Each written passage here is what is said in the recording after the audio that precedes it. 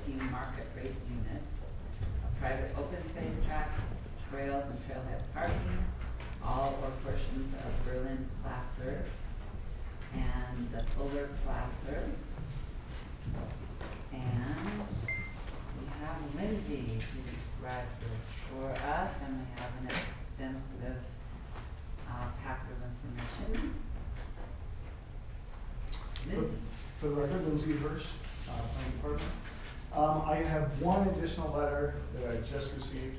In fact, in front of you, there are 12 letters that I've copied and placed in front of you for your review. So this would be the 13. It looks like most of the letters are the same as your packet. These are additional. I got all those this morning. Okay. And today. Including this one. Got 2 left. Thank you. I did not get each other. All right. You ready? Ready. So I'm going to apologize in advance. I guess apologize for 26 pages, but as you know from reading your packet, there are a lot of pieces and parts to this application. So, Karin, as you described in the opening, basically what we're doing today.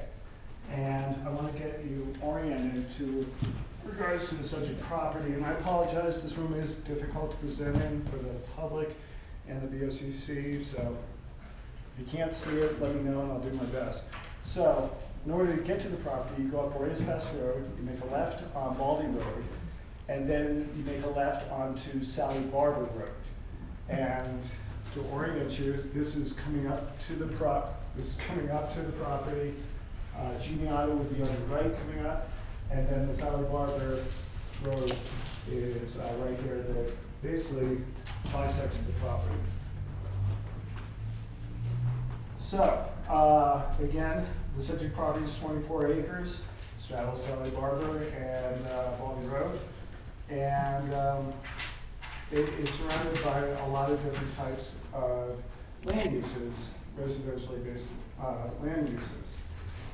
With that being said, originally it was a bunch of mining claims, and this is what is left of those mining claims. Those mining claims were originally about 142 acres, and this is the remnant parcel, which is 23.4. They were originally created in about 1882. I got that from the old card files from the assessor's office with regards to this information.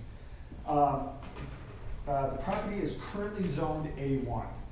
A1 would potentially allow one single family and all the uses as described in figures 3.2 and 3.3, the Land Use and Development Code, for those uses allocated to A1.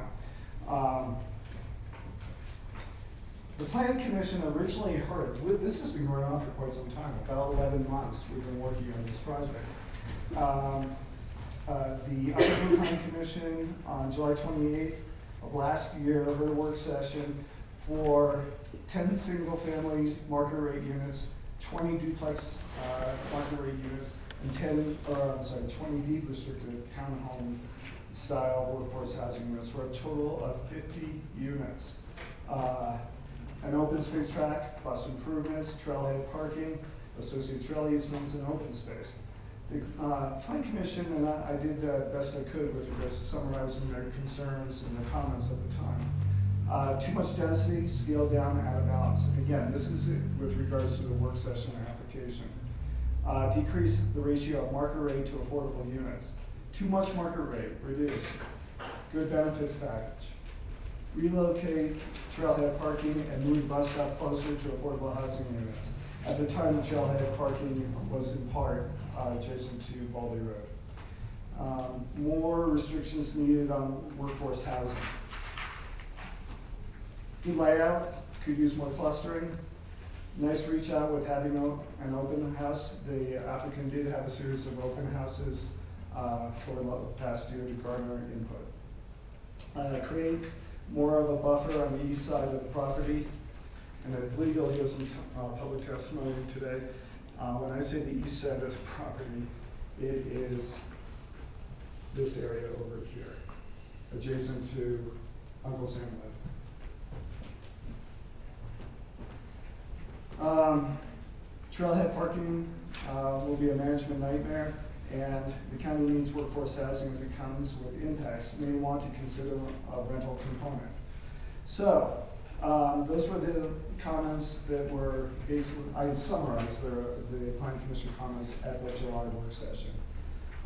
Most recently, on April 27th, the Planning Commission heard this subject request, which is the preliminary rezoning request. And the comments were somewhat varied with regards to this.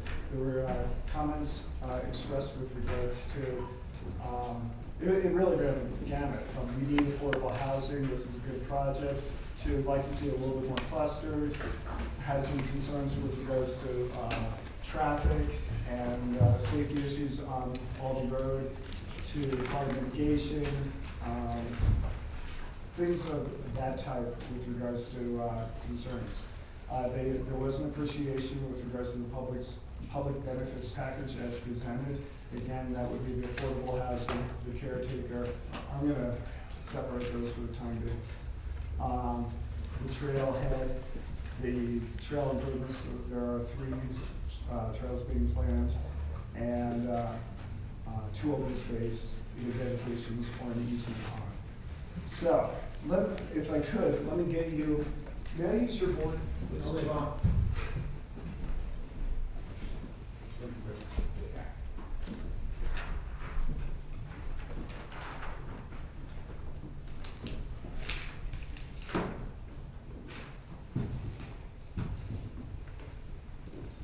This one's a little bit easier to see than the ones you received in the past. Again, I apologize in advance for. Make sure the board can see it before anybody else. Can the board see it? So let me walk you down with the proposal, kind of get you familiarize yourselves. Tract A would be this piece over here, and that would be 4 affordable housing units. Over here is the remainder affordable housing units, including the Habitat for Humanity single family. The tract, I believe it's C, for the HOA building with a caretaker above. Open space tract C for full dedication to the county. And then tract B, I believe, would be a open space D, apologize. An easement placed on that to preserve it for open space purposes. And then the remainder of the property would be for the 14 market rate single family units. Also, bus stop that I'll refer to will be located in this location here. And the 20 parking spaces, trailhead parking spaces, will be located up in that area. 20 parking spaces would be on the east side of Sally Harbor Road, I assume? I have to get in front of it.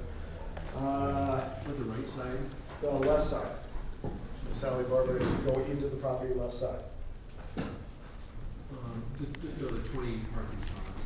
Yes, right here. So, So that's this Aldi's, Baldy Road, yeah. in Sally Barber, left side. And is there a rhyme or reason to the 20?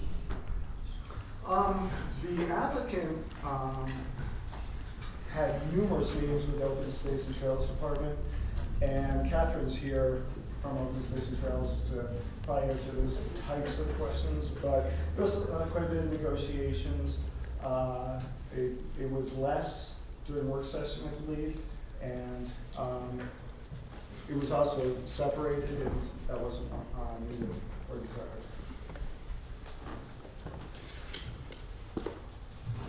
So, there are 6 criteria that we're going to talk about.